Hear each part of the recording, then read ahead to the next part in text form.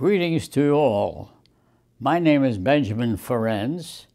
I am now in my 97th year, and I believe I am the only surviving Nuremberg war crimes prosecutor.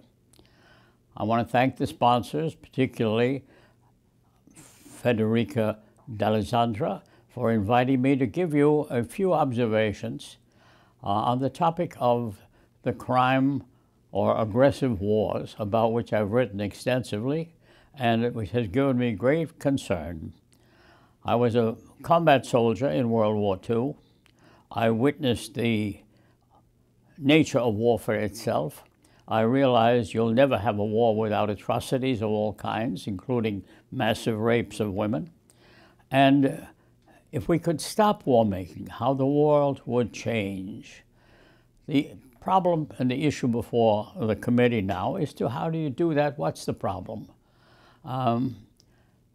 Justice Robert Jackson, who was the leading, most respected jurist in the United States at the time, the chief prosecutor for the United States in the International Military Tribunal, and the leading figure, articulated the issue very well. They came to the conclusion that aggressive war is the supreme international crime because it incorporates all the other crimes within it. You'd think that would then become a binding position of all lawyers. The first General Assembly of the United Nations, about 70 years ago, directed that committees should start working on the creation of an international criminal court, and that would also involve a code of crimes, and also the code would include the crime of aggression. They have come a long way in that direction, but we have stalled on defining the crime in such terms that it would be available for jurisdiction by an international or other court. Why is that? Why is it that for 70 years the United Nations has been unable, through its various committees, to define the supreme international crime? The answer to me is quite obvious, and I sat through at least 29 years of that before they reached the 1974 consensus definition of aggression, accepted by the General Assembly of the United Nations as well. The International Law Commission had also come up with a definition of aggression. Justice Jackson certainly had come up with a definition of aggression. And we have all of these definitions accepted by so many people, and yet those who are responsible for giving the International Criminal Court jurisdiction over the crime are stalled. With hundreds of lawyers working on it for about 70 years, don't tell me you can't define aggression properly. I don't believe it, not for a minute.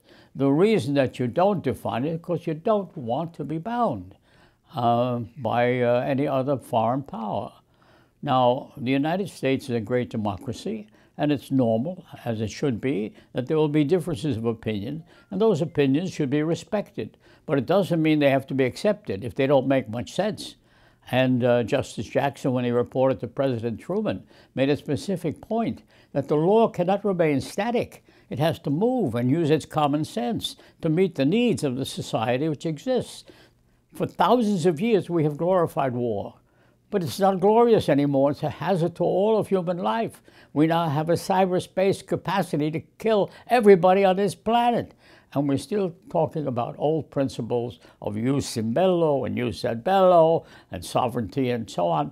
Sovereignty is absolutely obsolete in today's world. We are one planet, one small planet, and we have to divide the resources in such a way that everyone can live in peace and human dignity. When I was 27 years old, my first case was the biggest murder trial in history at the Nuremberg trials, the subsequent trials. I proved that the 22 defendants had murdered in cold blood over 1 million people, including thousands of children shot one shot at a time. The people were killed because they didn't share the race, the religion, or the ideology of their executioners.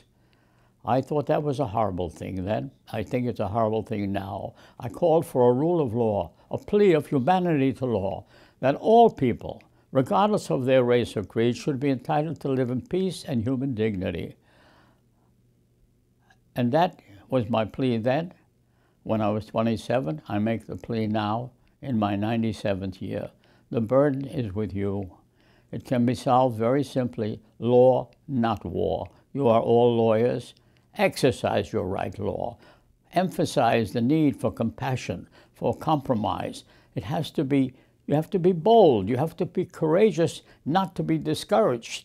And follow your common sense. The time has come to stop it, and to stop the illegal use of armed force, whatever you call it a crime against humanity, call it a crime against peace, which it was often called in the beginning, but reach the conclusion that it's a horrible crime, for it is a horrible crime. And the challenge now is up to you. I wish you all the best of luck.